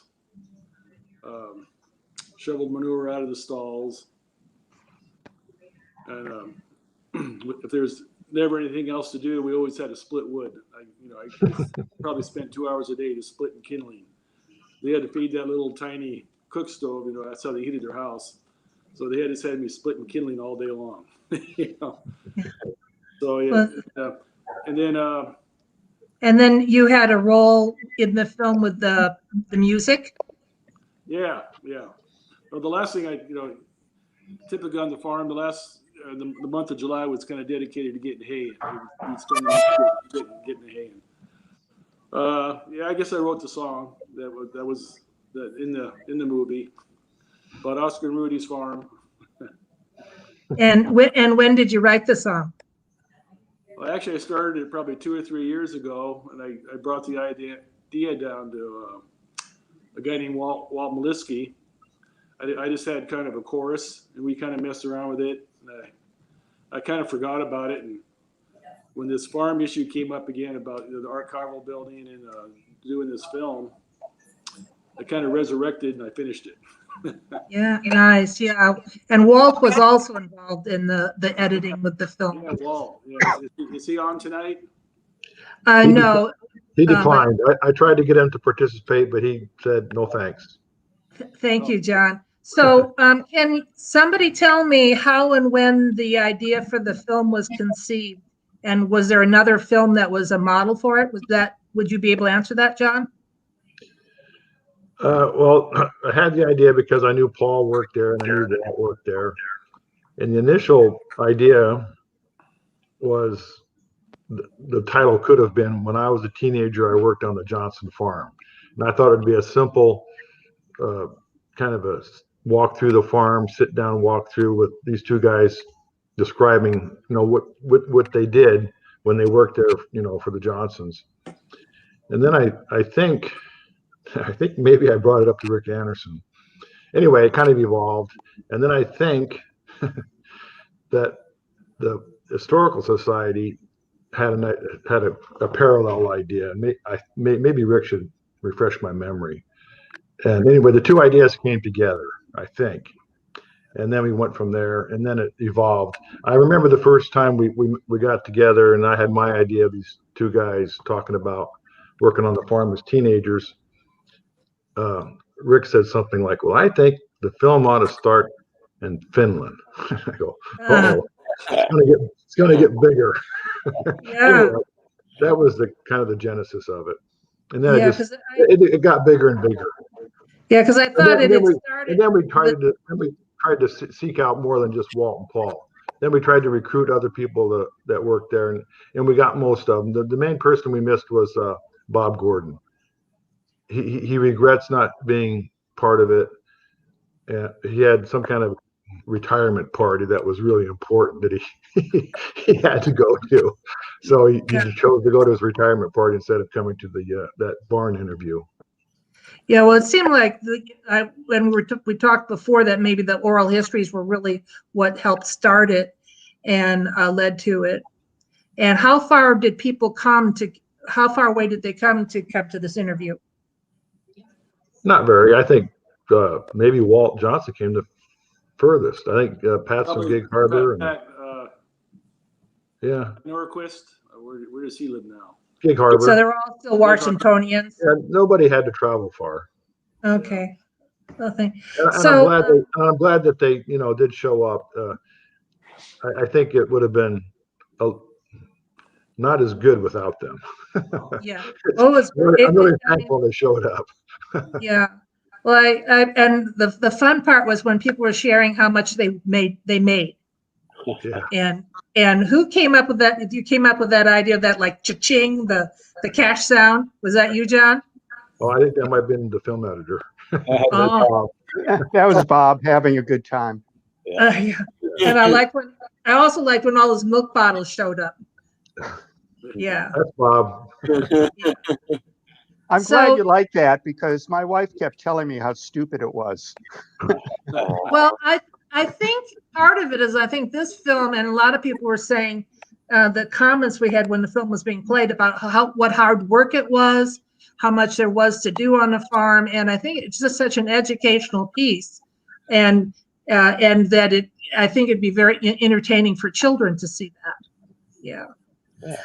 So one of the things I saw on the credit is that you used a film consultant for the project. Can you tell me what their role was? Well, maybe Walt should answer that. It's his son-in-law, and we had an idea because he's such a professional. I mean, he's a pro at this. Yeah. He could help us along, but it kind of didn't come together. Through nobody's fault. I wasn't up here that much, but he's a big time Hollywood producer, and he was too busy down there, but he had some great ideas. You know, he was in on a couple meetings, and yeah, I would say the thing I think that his biggest lingering that I can remember impact was he said something at an initial meeting that resulted in Walt and his granddaughter kind of hosting the movie, walking through the farm, right? And kind of introducing parts of it. That would not have happened if not for James. He didn't come up with the idea, but he planted the seed for the idea. Yeah, we had a rough. Pardon? So is Maya his daughter? No. Or his niece? Yeah. Yeah. We had a rough cut. We had a rough cut of the movie. And then they showed it to the film consultant, and his comment was something like, I think you need some kind of narrator, some kind of on-screen presence to tie these different pieces together. And that's when John and Walt came up with the idea of having Walt and his niece record these different scenes that we used to introduce each piece. And it kind of gave a nice continuity to the movie and sort of was a thread that ran through everything and tied it all together. Yeah, that's great. Yeah. And then Rick, I can mention one more thing as part of the movie that I think is as nice as we put these current young teenagers. You know, we tried to use them as an example of what happened back in the 60s, and we did it in black and white. Anyway, that was Rick Anderson's idea, and I remember when he brought it up, I thought, we ain't gonna do that. But we did it, and I'm glad we did it. I mean, it seemed like too much to do to get some kids out there and recreate what Paul and Walt did, you know, and do it in black and white and kind of throw you back a little bit. And I'm glad that we did that too, because that kind of pumped up the movie quite a bit. All those chickens. In my opinion. We had about a 6-month period, maybe longer, where we would meet every week or two and we'd review versions of the movie or a particular segment. And after we'd review it, I'd get the segment to the point where I thought, oh, this is really great. And then we'd review it. And of course, after that, it didn't sound so great. But Rick and John always had some great ideas to improve it. And that's where they came up with the idea of doing the reenactments. And John would always say, oh, I've got some better pictures for that. And so little by little, the film got progressively better every time we reviewed it. Wow. Well, it was a terrific collaboration. And I know when I went to see the premiere, which was this January of this year, correct? Right. And you indicated, we spoke that you added a little bit more to the film from what was shown at the premiere. Yeah, that's true. If you can remember the question and answer, one of the points that all the workers stressed was how much Rudy and Oscar trusted them. and how much working at the farm really prepared them, gave them a work ethic, and prepared them for life as an adult. And that was there was some great interview footage that I hadn't included in the original film. And so I went back and pulled those scenes out and put them in. And that really reinforces that notion. I think there's a topic called responsibility that talks about that. Yeah, real mentorship there. Can you, one of the things I noticed that there were some films that looked like were done about 2000 that you had some historic pieces that were put into the film? Right. Yeah, that was Ruth. Was it Ruth Gordon? Who? Gene Gordon. Gene Gordon. Jane Gordon. Yeah. So they had done some previous folks in the Historical Society had done some films, some video, and produced a tour of the farm. And of course, we have that film. I sort of ran across it when sorting through old DVDs that we sort of had stashed in various nooks and crannies. And I took some of that and put it up on YouTube, by the way. But there were some pieces of it that were very germane and fit perfectly into individual sequences we were doing. So I just pulled that stuff out and included it in the film. Yeah. Well, I've had some recent experience doing some presentations on grave concerns for groups, and it is always, you know, something pulling information off of CDs versus DVDs versus, you know, and also one of the comments that came up was the photos that used in the film were extraordinary. Well, we have we're a historical society, right? We have a lot of pictures. And so we've had access to all those pictures. So the historical photos of the island and the people on the island are all photos in our collection. And there are also a lot of other photos of Sweden and Tacoma and so on that John and Rick were able to rustle up. So all of those, a lot of that came about from Rick would write a particular sequence. He'd write an episode, and then we'd take the pictures we had and we'd put it to his narration. And then we'd get together and we'd review it. And Rick and John would say, "Oh, I've got a better picture for that," or "I think I can do better." And they would go off and find a better picture. And so sort of little by little, all those different pieces came together. Yeah, I was going to ask Rick something about the writing process, because I don't know too much about. I've sometimes seen like how people lay out storyboards for something, but you know, how much was written on the spot and how much was planned ahead and how much was extemporaneous? Well, I think that storyboard is a good point. Isn't that kind of what we did, Bob and John? We had some kind of cartoons showing where we wanted to go. We had a storyboard, an initial outline that was really one picture per episode. That was sort of our broad outline, and we pretty much stuck to that for the entire film. But then, as you can see, the film is sort of two different kinds of episodes. There's the pre-written stuff that Rick wrote beforehand, and then he narrated it, and then we put pictures and videos and things to it.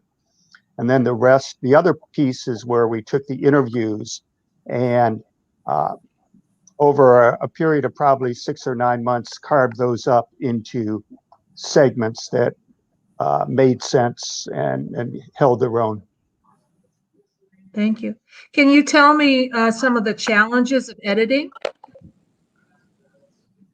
Well, editing is pretty time consuming.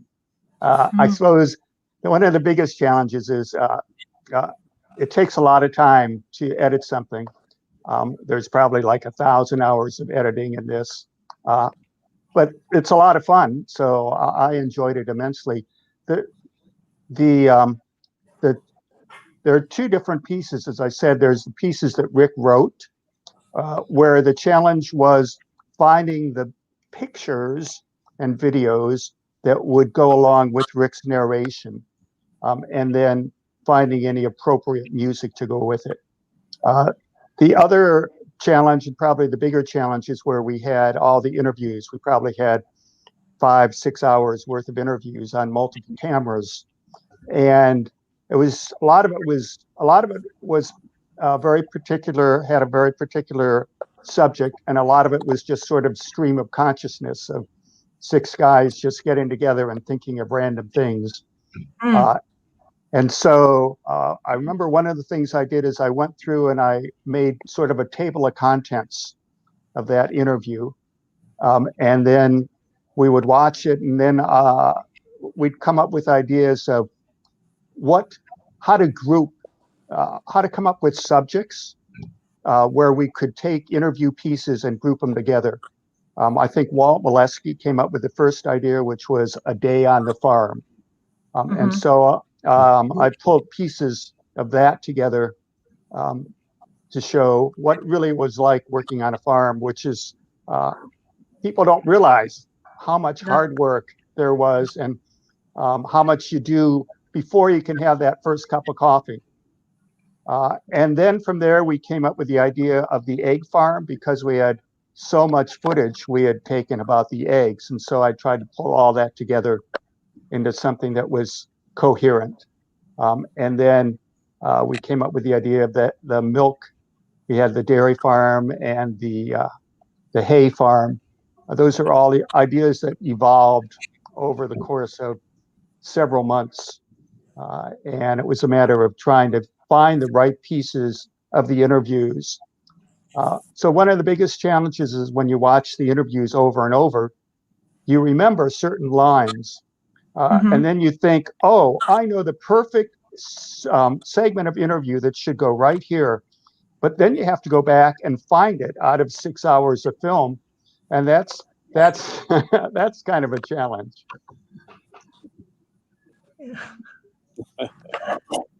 Yeah.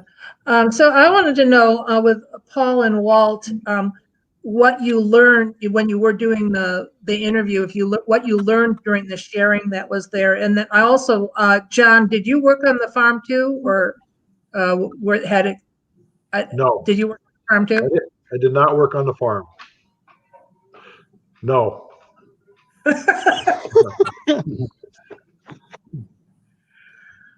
There was another question there, though, John. Huh? Wasn't there another question? The question I was just asked for Walt, and when you had the two of you were when the group of you was talking, as a group, was there something that you learned that you didn't know when you were talking to the other people? We pretty much had the same job, so we just had a great time comparing notes. It was at least the day for me, and I think for Paul too. You started by collecting eggs. You just got there and you got there and you put down your lunch and you grabbed an egg basket and headed up there, and that was job one. Get the eggs down to the egg room, and it was a dangerous job. Hens did not like eggs being taken, and so you would get cut up pretty badly. It was a bloody job, wasn't it, Paul? Yeah. Someone just asked a question about when ferries started to the island, and was the ferry used to transport the eggs to Steilacoom? Yes, yeah. Rudy got in the truck. After we processed them, he'd let them in the truck and take them to that store in Steilacoom. I think it was Grondals, wasn't it? Yeah, Grundle. Yeah. Well, in the early days, actually, we started service from steamers, back in the 1880s and 90s. Was that the mosquito fleet? Yes. Fleet, yeah. Wood and got water on Anderson Island, and people, went back and forth. The ferry service started, 1923, Bob, with the Elk? Yeah. The Elk was the early 20s, yeah. So they've had regular ferry service since the 20s. But of course, in the 20s, there weren't many cars for that ferry because there really weren't any decent roads to speak of on the island. In fact, we have a picture of someone bringing their new car off the ferry. This must have been in the early 30s. And it didn't take them long to get stuck in the road. And then a windstorm came up and a tree fell right on the car. So I think Wow. we have a picture of a car with a big tree, a new car with a big tree having fallen right on it. Yeah, because I do remember in the film when you talked about how I think Walt, you took a boat to it, and I was wondering about, and somebody took a bicycle, what the type, how many roads had been added since then. Yeah, we actually took a boat across the bay and then walked up the trail behind Bob's house to get up to the farm. That was how we did it most days. Because right now, I took a bicycle. if you get off the ferry and you just keep going straight and you don't curve, you arrive at the farm. So was that road in there always that went straight to the farm? Yeah, since about the turn of the century. It was a dirt road until what, 1968 or so? I have never found a date for when that road got paved. Does anybody I know? remember when it was paved, I just can't recall what year it was. We used to have to wear a mask in the summertime driving down those roads because it was so dusty. Oh. Yeah. I mean, You you didn't wash your car in the summertime. No, rooster tails of dust. Yeah. One of my memories of the island in the 50s is looking over at the roads and just dust everywhere. Yeah. So I wanted to know about the original plan you had for the film distribution and how COVID impacted how you were going to share the film. We didn't really have a distribution plan. The only plan I remember us talking about was showing it at the Historical Society at the meeting you were at, Laurel. That was our. I kind of set that as our target so that we wouldn't keep postponing completion of the film. Because of course, a film like this, every time you watch it, you think of ways to improve it, and so you can spend your entire lifetime trying to come up with the perfect film. So after a while, we set a target of January to show the film, and we sort of drove to that target. And it turned out it was a good thing we did that because January and February were the only potlucks we've had, and we haven't had any since then. So it was actually, in retrospect, the perfect decision. Yeah. And then we put it up on YouTube. I should probably mention for any other folks watching that, as you know, there is some copyrighted music in the film, and when we upload that to YouTube, they flag it and say this music is copyrighted, and you're not allowed to earn any money from this film. Because it's all supposed to go to the people licensing the copyrighted material. So that was true for all the music, except there was a Bob Dylan song. We had the original Bob Dylan song for The Times They Are A-Changing, and they absolutely would not let us use that song. So we had to find a different version of it. So the version that's there is it's not quite as dramatic as the original one, but still captures the spirit. Well, yeah, that is very interesting, and I did think that was a clever way of showing the progression of time and what was going on at the same time.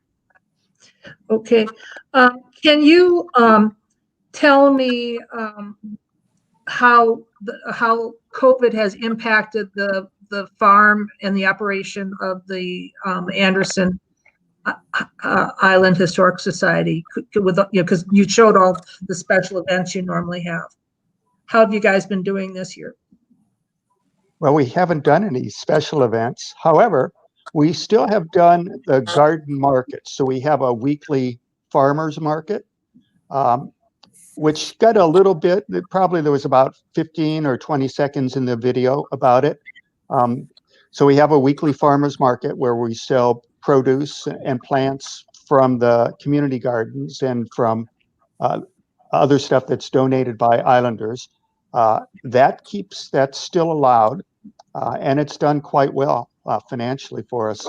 But all the other events that we usually have, the salmon bake and so on, were all canceled. We did an apple squeeze, sort of a peopleless apple squeeze. We squeezed the apples using that same machine featured in the video, but we did it just with the work crew. And then we sold the cider on the subsequent Saturdays. And I should point out, we've still had weekly work parties. So we still have a set of maybe a dozen, 2 dozen people that show up every Wednesday and help fulfill one of our missions, which is preservation of the farm. I think that's that, and having board meetings via Zoom. That's been the major impact for us. Of course, there's a monetary impact, which I know every organization feels, because you don't have your big fundraising, and so you're down $10,000, $20,000, $30,000 because you don't have that money coming in from fundraising, and that's true for us as well. Rick, do you want to add anything? No, it's been fun meeting by Zoom. We had our annual meeting the other day on Zoom, and we've just been able to limp along, I guess. Looking forward to this being over. And were you in the process of adding another building to the farm right now? We are. Yes, we're building what we call the Archival Annex, which is a big, it's a single agricultural building where we're going to store implements and do restoration work on farm equipment and that sort of thing. And Bob is the slave driver on that. We have a crew of about 5 who work 3 mornings a week for 3 or 4 hours, and rain or shine. We haven't missed a work day in 7 weeks, I guess. Yeah, wow. Yeah. It's kind of it's entertainment for seniors that still like to build things. So we show up and there's all these big pieces of steel that we have to figure out how to put together. So it's actually been a lot of fun for us. Rick got us through the foundation, and we always thought someone would show up who knew what they were doing to help us build the building, but nobody ever did. So we're all sort of the blind leading the blind in putting this thing together. Yeah, well, it seems that altogether there's been a real generous donation of gifts, time, and talents and goods that have made everything happen. I think that's true. Probably Rick or someone can speak to the community and how supportive the community is, and how the society tries to return that and be supportive of the community. I remember. Go ahead, Rick. Oh, well, of course, the film showed how Alma gave us the wonderful gift of the farm to start with.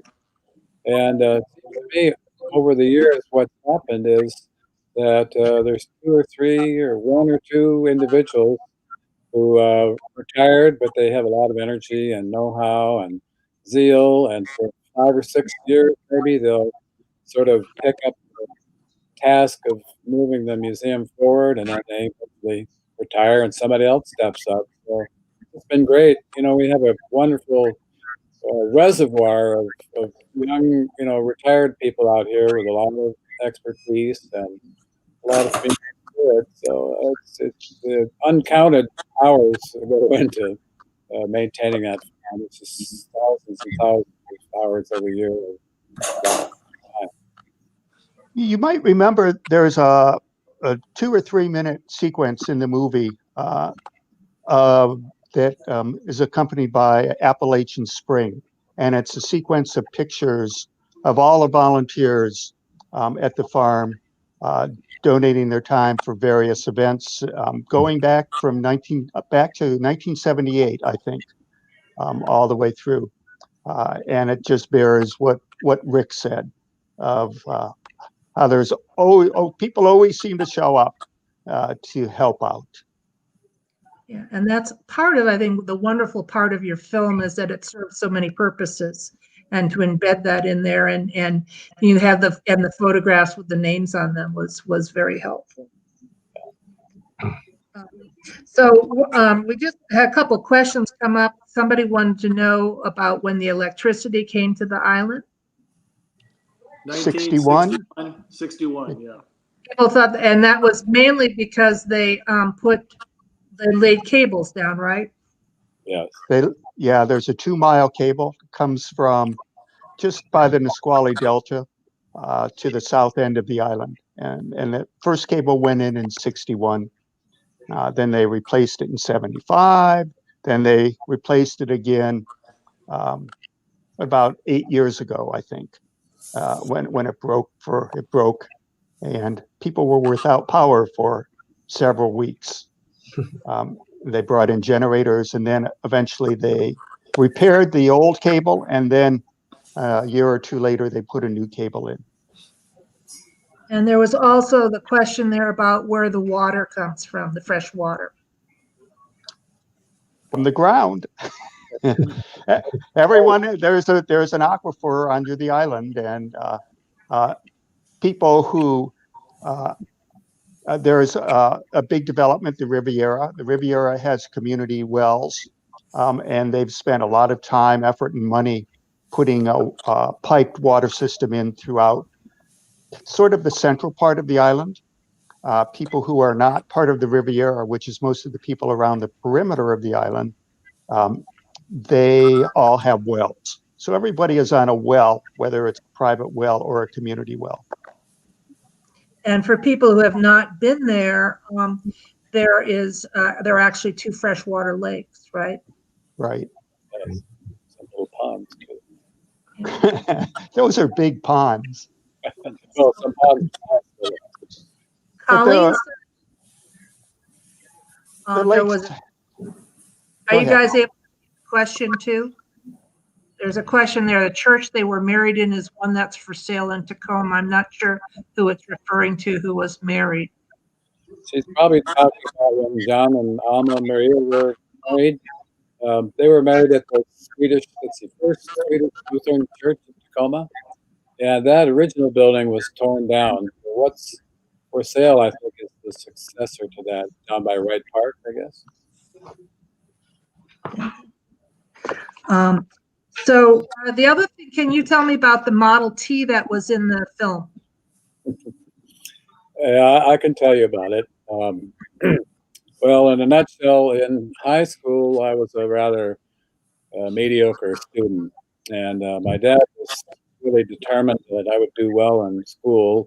And he knew that I was crazy about old cars. I was just obsessed with old cars. So he made me a deal that if I achieved a certain goal, that he could get me an old car when I graduated. So I suddenly became a good student, and I achieved the goal. He bought me that car in 1963 when I graduated, and I spent many years sort of tinkering with it, and eventually I didn't have that gene, that automotive gene to work on cars and make them run. So it seemed like the right thing to do, just to give it to the Historical Society. We've been lucky to have people over the years who have that expertise and work restored it to much mint condition. So it's we have another Model T now too, a truck. So probably a fun little collection, and it's good. Use it in the parade every year if there's a parade, that sort of thing. I had no idea that was your car. Yep. Yep. I was So I just want to have a chance as we wind up here for you guys to share any lessons or advice you have to other organizations who may want to film or be preserving history, or even how you gather your volunteers. It's just real magic what happens at the Anderson Island Johnson Farm. Well, I'd like to comment on that. I was thinking about this today, that if, I don't know who the audience is, but you think about history. There's a gross history we all learn about, 1776 and so on and so forth. But then you've got these little micro histories like Anderson Island, and I think it's very worthwhile. Whoever is watching this program, if you're in a community and you're part of an organization that likes to restore and maintain history, this is a good way to go. Start get it down so it's never forgotten. It's just we chose to make this movie, and I think it's pretty valuable. I mean, I'm not being boastful or anything. I'm just glad we did it, because as the years go by, people will say, well, who was Rudy and Oscar? I mean, they're not going to have a clue. And so now we have this thing that they can refer to. And so I would just encourage other small organizations to, look up your local history, or try to restore it or maintain it, keep track of it. That's right. Before it's too late. Before it's too late. That's right. That was one of our things. I remember saying it, before it's too late, before Paul and Walt are gone. We won't have these people to interview. It won't be the story to tell. I know, even with Western State Hospital, I talk to people, but to record them, they know the stories about how things used to function. It's so important, and it's just such a good blend of oral histories and everything else. I think a good point to make here, to sort of reinforce what Rick and John have said, is you can see it doesn't take a lot of resources, at least a lot of monetary resources, to make this happen. And it doesn't necessarily take that many people either. It just takes a few people who enjoy doing this and are dedicated. The amount of money that we spent on this was really very modest. We had no outside funding. John and I both had cameras, and the Historical Society had a camera, so we didn't have to buy any cameras. John bought some lights and some wireless mics, and I bought a monitor. So we're not talking about a huge amount of money.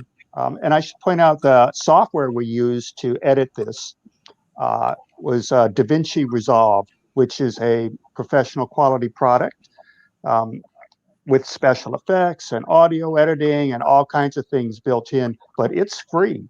It's free software.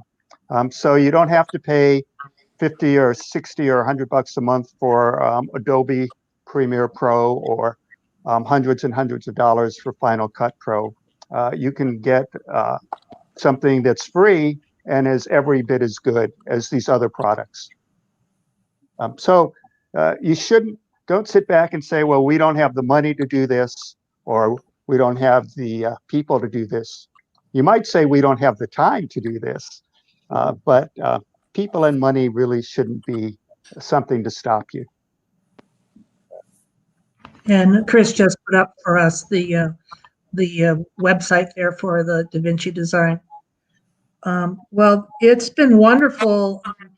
I've gotten to know all the people with last names of Son, Paul, John, Walt, and Rick, because they all have done music in various sources, and that's one of the things that makes me come to Anderson Island and hear the music. And actually, the Paul, John, and Rick also donated their time when we had Christmas parties at Western State Hospital when I was working there. And Bob, it's been a pleasure to get to know you through this.